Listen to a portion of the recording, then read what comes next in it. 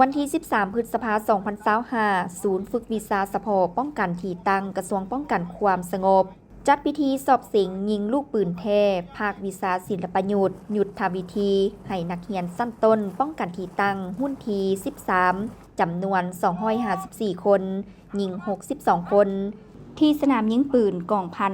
233 กระทรวงป้องกันประเทศ โดยมีพลจัตวาจันทรแก้วมณีวงศ์หัวหน้ากองบัญชาการป้องกันที่ตั้งพันโทนางจันทรท้องประสิทธิ์หักษาการหัวหน้าศูนย์ฝึกวิชาสพป้องกันที่ตั้งคณะผักคณะบัญชา4ห้อง3กองพันครูอาจารย์และนักเรียนเข้าร่วมพันโทนางจันทรท้องประสิทธิ์ให้ฮู้ว่า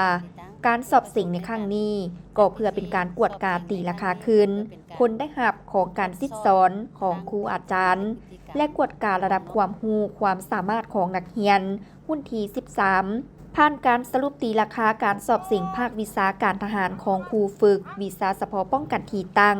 คือประเภทเก่ง104 คนหญิง23 คนประเภทกลาง150 คนหญิง39 คนการจัดตั้งสอบสิงด้วยลูกปืนแท้แม่นสำเร็จอย่างถูกต้องและรับประกันความปลอดภัยห้อยส่วนห้อยซึ่งแสดงถึงความเอาใจใส่ในการนำพาซี่นำอย่างใกล้ชิดติดแทศของผู้บัญชาและครูอาจารย์ที่ได้เป็นเจ้าการในการถ่ายทอดส่งความรู้ความสามารถให้แก่นักเรียนแต่ละสหายแม้นได้เอาใจใส่อย่างตั้งหน้าเข้าในการค้นคว้าหำเรียนสามารถเข้าใจอย่างละเอียดถี่ถ้วน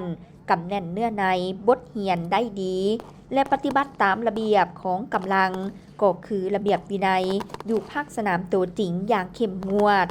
จึงเฮ็ดให้การสอบสิ่งยิงลูกปืนแท้ในครั้งนี้บรรลุตามจุดประสงค์และคาดหมาย